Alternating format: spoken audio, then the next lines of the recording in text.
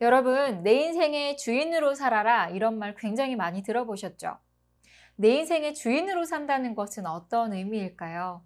내가 원하는 것을 계획해서 그 계획을 다 이루는 삶? 아니면 내가 원하는 것을 막 성취하는 삶? 그러면은 내가 원하는 것은 어디에서 왔을까요? 나는 왜 이것을 중요하게 생각하고 원하게 되었을까요? 여기에서부터 우리가 우리의 주인으로 살아가는 이 인생을 한번 시작해 보면 좋을 것 같습니다.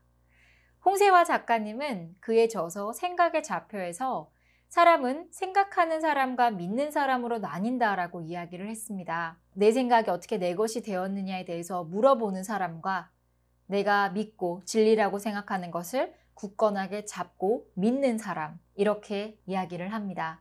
유발 하라리는 사피엔스에서 신화와 허구는 출생 직후부터 사람들을 길들여서 특정 방식으로 생각하게 하고 특정 기준에 맞춰서 행동하게 하며 특정한 것을 원하게 하고 특정한 규칙을 준수하도록 만들었다. 우리는 이것을 인공적 본능이라고 부르고 문화라고 부른다라고 이야기를 합니다. 객관적인 실제 속에서 우리가 살아가는 것이 아니라 주관적인 상상의 산물 속에서 살아가고 있다라고 표현을 하고 있어요.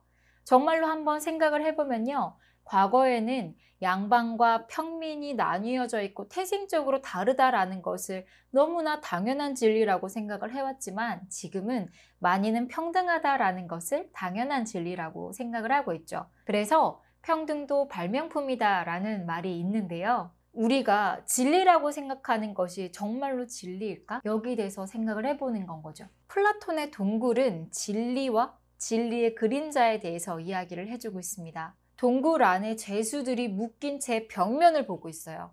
그런데 그 죄수들은 벽면에 비친 것을 실제라고 생각하고 있지만 사실은 그것은 그림자일 뿐이라는 건 거죠. 진실과 진리는 뒤에 빛이 따로 있는데 우리는 벽면에 비친 그림자를 보고 그것을 진리라고 착각을 하고 있다에 대해서 이야기를 좀 해주고 있어요. 생각하는 사람, 인공적 본능, 플라톤의 동굴, 이 세 가지가 우리에게 알려주고 싶은 메시지는 무엇일까요? 저는 끊임없이 질문하는 것만큼 중요한 것은 없다. 이 한 줄이 아닐까라는 생각이 들었어요. 내 인생의 주인으로 사는 방법은 사람들이 말하는 중요하다라고 여기는 가치관에 휘둘리는 것이 아니라 이것이 정말로 내 생각인가? 이게 정말 중요할까? 라는 호기심과 질문에서부터 출발해야 되는 것이 아닌가라는 생각이 들었습니다. 그런데 사실 우리가 속세에 살고 있고 사회 속에 살고 있잖아요.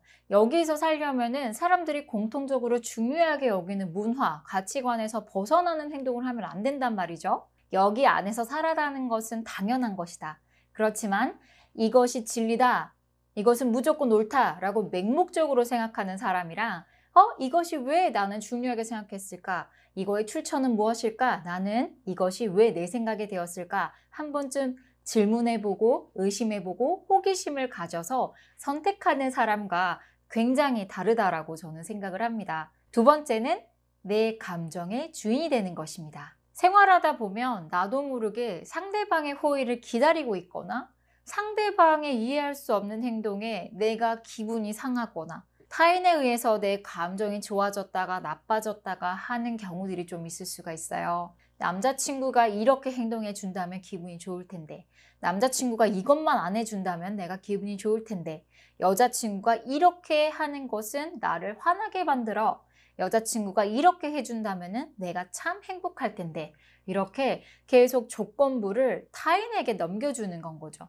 내 기분이 좋게 만들어주는 것도 타인의 행동에 의해서고 내 기분을 풀어주는 것도 그의 노력에 의해서 만약에 이루어진다면 내 감정의 주인은 내가 아니고 나는 언제나 다른 사람에 의해서 휘둘릴 수밖에 없는 삶을 산다라고 저는 좀 생각을 합니다. 내 삶의 주인이 되는 방법은 아까 말했던 어떤 질문하는 것도 있지만은 이런 감정을 내가 누구에게 위임하고 있는가를 잘 살펴보는 것도 굉장히 중요하다라고 좀 느꼈습니다. 내가 내 몸, 내 마음을 가지고 있는 것처럼 내 본능, 인공적 본능, 내 감정, 이 모든 것까지 스스로 조금은 더 들여다보고 질문하고 호기심을 가지면서 내 것으로 가지고 오는 그런 1년이 되면 좋을 것 같습니다. 영상이 도움이 되셨다면 좋아요, 구독, 알람 설정까지 부탁드립니다. 감사합니다. 또 만나요.